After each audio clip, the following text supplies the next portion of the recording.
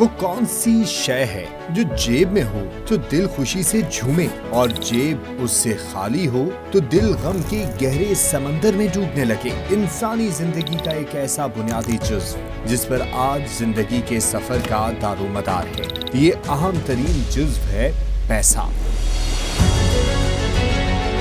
پیسے کا سفر ایک معجزہ ہے جو زمانوں کے دھندلکوں میں گم ہونے کے باوجود ہمیشہ ایک نیا راستہ تلاش کرتا ہے۔ یہ خوبصورت داستان ہے جہاں سکوں کی کھنک، کاغذی نوٹوں کی لچک اور کرپٹو کرنسی کی چمک سب ایک نئے دور کی نشاندہی کرتے ہیں۔ پیسہ صرف ایک مادہ نہیں بلکہ انسان کی آرزو، محنت اور تقدیر کا عکس ہے۔ یہ ایک ایسا دریا ہے جو ہمیشہ بہتا رہتا ہے، کبھی سکوں کی شکل میں، کبھی کاغذ پر اور کبھی ڈیجیٹل دنیا کی گہرائیوں میں۔ پیسہ ہر دور میں انسان کے خوابوں کی تکمیل کا وسیلہ رہا ہے اور اس کا سفر وقت کے ساتھ ساتھ ایک نیا مفہوم اختیار کرتا جا رہا ہے۔ ہم کہہ سکتے ہیں کہ پیسہ ایک زبان ہے جو بغیر الفاظ کے بھی دنیا بھر میں سمجھی جاتی ہے، اور اس کی سرسراہٹ ایک شاعری ہے جو انسانوں کی تقدیر کا تعین کرتی ہے۔ یہ کہانی ہے پیسے کے تاریخی سفر کی، ایک ایسا سفر جس کی منزل دولت، تجارت اور معیشت کے نظام کی تشکیل ہے۔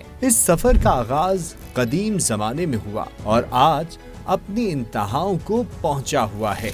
دنیا میں مختلف اوقات میں مختلف قسم کی کرنسیز کا استعمال ہوتا رہا، اور اس کے بعد پھر دنیا نے دیکھا کہ پیپر کی فارم میں کرنسی کا اجرا شروع ہو گیا۔ اس کے بعد پھر جب اگلی سٹیج آئی تو کریڈٹ کارڈ، ڈیبٹ کارڈ اور ایکسپریس کارڈ وغیرہ میں کرنسی جو ہے وہ کنورٹ ہونا شروع ہوا۔ پیسہ ایک ایسی چیز جو آج تک کسی کی بھی نہیں ہوئی، مگر اس کے باوجود بھکاری سے لے کر بلینئر تک ہر کوئی اسے پانا چاہتا ہے۔ اور یہ صرف ایک کاغذ کا ٹکڑا نہیں بلکہ ایک ایسا نشہ ہے کہ جس نے جنگل میں رہنے والے انسانوں کو بڑی بڑی عمارتوں میں رہنے پر اکسایا۔ لیکن پیسے میں اتنی طاقت آئی کہاں سے، یہ ہم جانتے ہیں اس کہانی میں۔ پیسے کی تاریخ اس کی تعریف کی طرح ہی متنازع ہے۔ معاشی ماہرین اس پراسرار وقت کے بارے میں الگ الگ نظریے رکھتے ہیں۔ جب پیسے کا نظام متعارف ہوا تو کہا جاتا ہے کہ پہلا سوال جو انسان نے خود سے کیا وہ تھا، ہم اپنے سامان کا تبادلہ کیسے کریں؟ اس کھوج میں لگے انسان نے ابتدا میں اشیاء کا تبادلہ شروع کیا۔ سونے، چاندی، تانبے اور مٹی کی چیزوں اور دیگر اشیاء کی شکل میں لین دین ہوا کرتا تھا، لیکن یہ نظام ہمیشہ اتنا پیچیدہ ہوتا تھا کہ انسانوں کو یہ سمجھنے میں دیر نہیں لگی کہ کچھ ایسا ہونا چاہیے جسے سب کہیں نہ کہیں مانے، جو قابل اعتبار ہو اور جو ہر کسی کے لیے ایک پیمانہ ہو۔ اور پھر تقدیر نے ایک انقلاب لایا جب 5000 سال قبل مسیح میں میسوپوٹامیا یعنی موجودہ عراق میں سونے اور چاندی کی شکل میں پہلا دھاتی سکہ متعارف کرایا گیا۔ وہ سکہ نہ صرف دولت کا نمائندہ تھا بلکہ اس کی دھات کی قیمت نے پوری دنیا کے نظام کو ترتیب دیا۔ ایک سکہ، ایک طاقت، اور اس طاقت کی کشش نے دنیا بھر کے انسانوں کو اپنی طرف کھینچ لیا۔ یہ سکے نہ صرف تجارت کا ذریعہ بنے بلکہ ان کی شکل میں ایک نیا خواب پروان چڑھنے لگا۔ ہندوستان اور چین جیسی قدیم تہذیبوں میں بھی 6 صدی قبل مسیح میں سکوں کا استعمال عروج پا چکا تھا۔ ہندوستان اور چین میں سکوں میں چھید کے ذریعے اس کی قدر کا تعین کیا جاتا تھا۔ اس طرح یہ سکے دھاگے یا رسی کے ذریعے باندھے بھی جاتے تھے اور ان کی نقل و عمل بھی آسان تھی۔ یونانی جزیرے ایجینا پر غالباً پہلا مہر والا سکہ رائج کیا گیا تھا، تاہم سرکاری طور پر کسی حکومت کی جانب سے سکے کا پہلا سراغ ترکی سے ملتا ہے جس پر اس وقت کی لیڈیا نامی سلطنت کی مہر ثبت ہے۔ اس کرنسی کو لیڈیا میں بطور قومی کرنسی استعمال کیا جاتا تھا اور اس کے ذریعے تجارت کا عمل شروع ہوا۔ اس طرح یہ دنیا کے امیر ترین علاقوں میں سے ایک بن گیا۔ شاید یہ دولت ہی تھی کہ سلطنت فارس نے لیڈیا پر حملہ کر کے اسے فتح کر لیا۔ سکے کی اہمیت کئی صدیوں تک قائم رہی اور دنیا بھر میں اس کا استعمال کیا جاتا رہا، تاہم وقت کے ساتھ ساتھ حکومتوں نے اپنے سکے جاری کیے اور ان کی قیمت کو منظم کرنے کے لیے معیار متعارف کرایا۔ تقریباً 3000 سال قبل 81 चीन में जदीद करेंसी की जानिब एक कदम आगे बढ़ाया गया। यहाँ छुरे, कुल्हाड़ियाँ, जानवरों की खालों या दीगर अजनास के बजाय इन चीजों की अलामतों का इस्तेमाल किया जाने लगा, यानी असल चीज देने के बजाय उसका एक अक्स। जैसे जैसे तिजारत फैली, ज्यादा सिक्कों की मांग बढ़ी, तो एक वक्त ऐसा भी आया जब तांबा नायाब हो गया। लेकिन इससे भी अहम नुक्ता ये था कि हुक्मरानों को इस बात का एहसास हुआ कि करेंसी का कंट्रोल तो उनके हाथ में होना जरूरी है। ये हुक्मरान नहीं चाहते थे कि इनकी कीमती करेंसी किसी और सरजमीन में जाया हो जाए। उन्होंने एक कानून बना दिया कि अब सिर्फ लोहे के सिक्के इस्तेमाल होंगे। लेकिन ये नए सिक्के इतने वजनी थे कि जब ज्यादा बड़ी रकम की अदायगी करना मकसूद होती या पैसा दूर लेकर जाना होता तो बैल, गाड़ी या खच्चर इस वजन को बर्दाश्त नहीं कर पाते थे। ख्याल किया जाता है कि इस मुश्किल की वजह से ही ताजरों ने पहली बार कागज की करेंसी का तजुर्बा शुरू किया। यूं चीन ही में करेंसी के इर्तिका में एक और कदम बढ़ाया गया और 7वीं सदी के दौरान जियावजी नामी कागजी करेंसी का आगाज किया गया, जो सोंग सल्तनत ने जारी की और करेंसी के निजाम को काबू में कर लिया ताकि ताजर अपनी करेंसी का इस्तेमाल न कर सकें। यूं पहले बाकायदा सरकारी नोट का आगाज हुआ।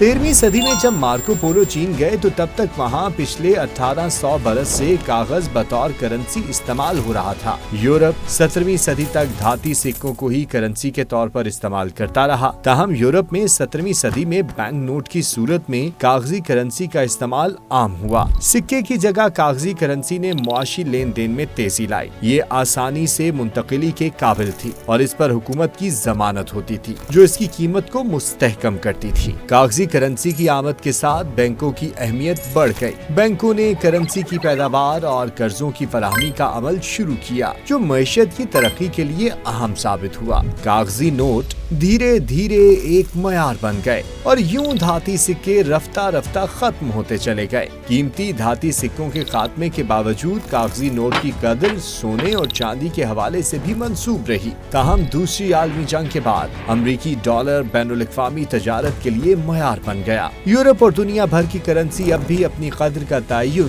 अमरीकी डॉलर की निस्बत से करती हैं, जबकि अमरीकी डॉलर की कदर सोने की कदर से जुड़ी रही। 20वीं सदी में इक्तिसादी वुसअत दुनिया में मौजूद मजमूई सोने के हुजम से जायद हो गई, तो 1971 में अमेरिका ने डॉलर के लिए सोने की कदर को बतौर मयार इस्तेमाल करना तर्क कर दिया। सोने के मयार के खात्मे के बाद करेंसी की कदर का इन्हिसार अफराते ज़र और इक्तिसादी कारकर्दगी से नत्थी हो गया। यानी अब आपके हाथ में इस वक्त रुपए का जो ये नोट है, इसका मतलब ये है कि आपके पास अपने मुल्क की मजमूई इक्तिसादियात का एक टुकड़ा है। 20वीं सदी के आखिर में डिजिटल पेमेंट्स की इब्तिदा हुई। क्रेडिट कार्ड्स, डेबिट कार्ड्स और इलेक्ट्रॉनिक फंड ट्रांसफर ने रवायती माली निजाम को नया रुख दिया। इंटरनेट के फैलाव ने मालियाती निजाम में भी इनकलाब बर्पा किया। लोग ऑनलाइन खरीदारी करने लगे और बैंकों ने अपनी खिदमात को ऑनलाइन मुंतकिल किया। इस दौरान डिजिटल करेंसी के तस्वुर ने भी जन्म लिया, लेकिन